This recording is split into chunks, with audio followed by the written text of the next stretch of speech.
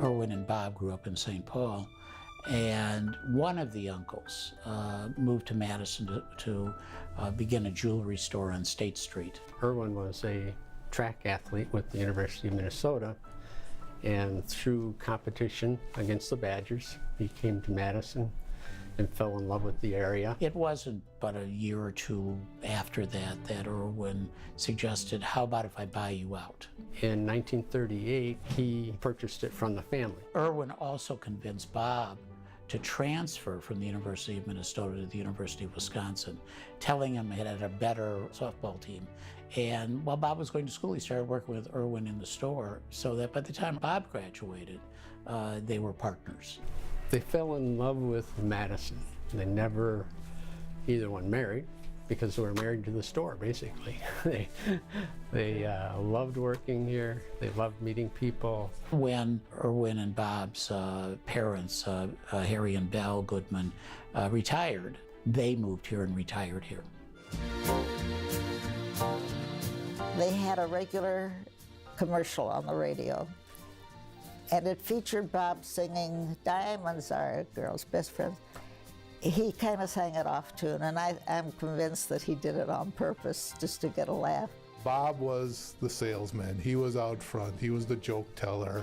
He was the customer relations. He was phenomenal. He could meet you today, and 5 years from now, you come in and he'd know your name. Irwin was the more administrative, more business person who did the buying, who was more involved with running the business. So they were a great pair together in the business. To work for them, it was really like a family. They treated everybody extremely well. I think the trust that people had in them is remarkable.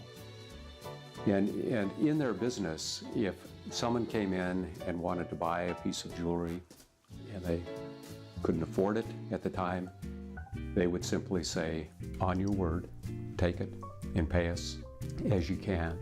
They were very good businessmen. They lived frugally. They invested wisely. They understood their business. They always had the customer in mind. For example, if a customer couldn't pay, they always set up a payment plan that would work for them, and it was always done on a handshake. Everybody was treated equally.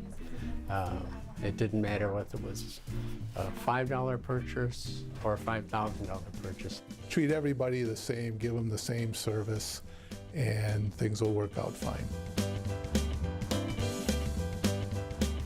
They were very unusual, and people that we could set as an example, truly. They brought every aspect of their life with them at every moment.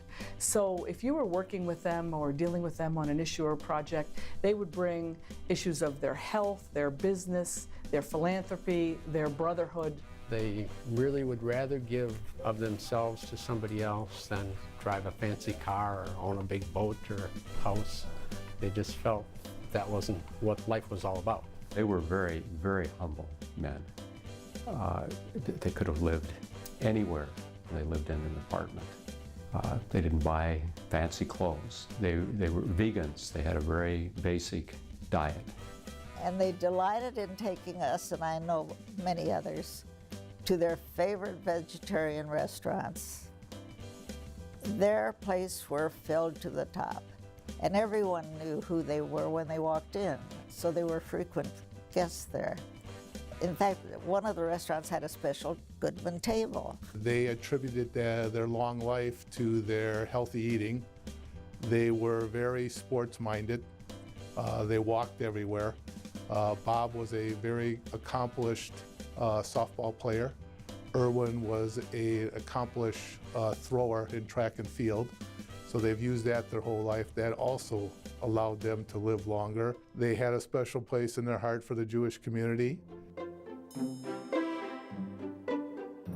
One of the programs that was very successful, founded in 1954 here in Madison by the Jewish Federation, was a day camp for all children in Madison. And the Goodman brothers wanted to make sure that children who couldn't afford the fees, so they started a scholarship program. They were here for every holiday, for the Rosh Hashanah, for Passover Seders. And at the Seders, Bob was the clown in a sense. He would do the prayer a beat behind the rest of us, so that it would be, we'd say amen, and all of a sudden amen from him. We were all laughing and giggling. They grew up in a home that believed in helping others. Their mother was a very big influence on them, and she was always giving back to the community, and they took that to heart and continued it. Most memorable in talking to Irwin and Bob, I think, were the times that we discussed their mother, who was just an overriding influence in their lives. And she was where they got their philanthropy. They would have just felt so good seeing the dedication of the kitchen at the Chabad on campus, which is named for Belle Goodman. And it was just packed, and there wasn't room, and everybody was smiling. I've known the Goodmans since I came to United Way. They called me over for lunch and said, "You need to come over right away." Of course I did.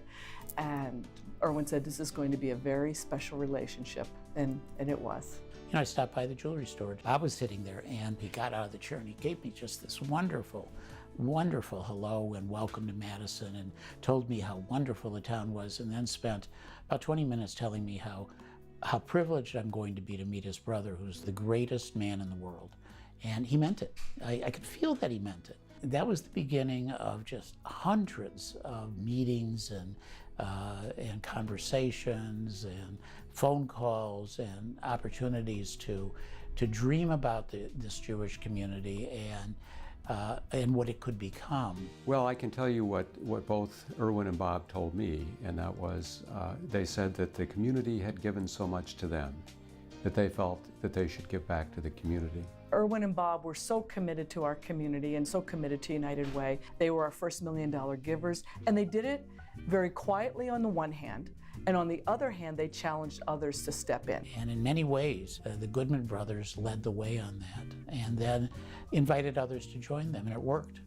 Anything that they were involved in would immediately attract other people. It was as if Irwin and Bob's participation meant that this was a worthy investment, community investment. There's an example all over this city. It's in every area of the city. There's the Goodman Community Center, which is on the east side of Madison. It's in sports a lot. As you know, the boys were very interested in sports. Big supporters of United Way, of all the Jewish congregations here in town. There's also what's called the Goodman campus on the far west side, which is owned by the Jewish Federation of Madison. UW's Mossy Weinstein Center for Jewish Studies became part of what they saw as an important thing for them to support. They've been trying to build a pool in Madison for years. They were able to make it come through. When people mention the Goodman brothers, they remember the kindness and their good characters and their good spirits. That this is what people remember, and this is what people learn and emulate them in that way. Where there was a need, they filled it. And not just in organizations, but in individuals as well. And quietly in many cases. Irwin died August 30th, 2009, and Bob died April 1st, 2010. And had he known that he was going to die on April Fool's Day, I can just imagine the quips that he would have come up with to describe that. He just had a marvelous sense of humor. And I think that all of us in the community, people who overlap with their time here, remember them. I mean, they were larger than life. There isn't a place in the entire city that you can go that the effects from their generosity can't be found. From the 1930s, even beyond their death through their foundation, they continue to provide the leadership and the resources to continue to make this the extraordinary Jewish community and general community that Madison and the surrounding cities are. But it's mostly the heart behind it, which this is what endures forever. It's the spirit, and that's something which is being passed on. Their legacy was to basically be a role model for others in how to, give back to the community. You don't have to be wealthy.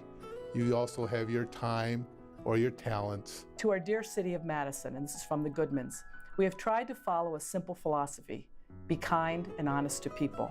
Doing what is right and just is something anyone can do. From small acts to grand gestures, it matters, it makes a difference, and it's good for you. As we have often said, the best exercise for the heart is bending down to pick up a child. Truly that the legacy of Reb Yitzchak and Reb Reuven, of Irwin and Bob, it is in the good deeds, in the values, and that's something which is eternal, that will continue for generations to come. At their funeral, there were not too many people there because it was at at the boys' request. We were asked the three rabbis were there, asked to say something. And I remember saying, "No, I'm not going to cry," that we will not see their like again. They were really unusual and remarkable men. I also would add, as we do for many fine people, may their memory be for a blessing.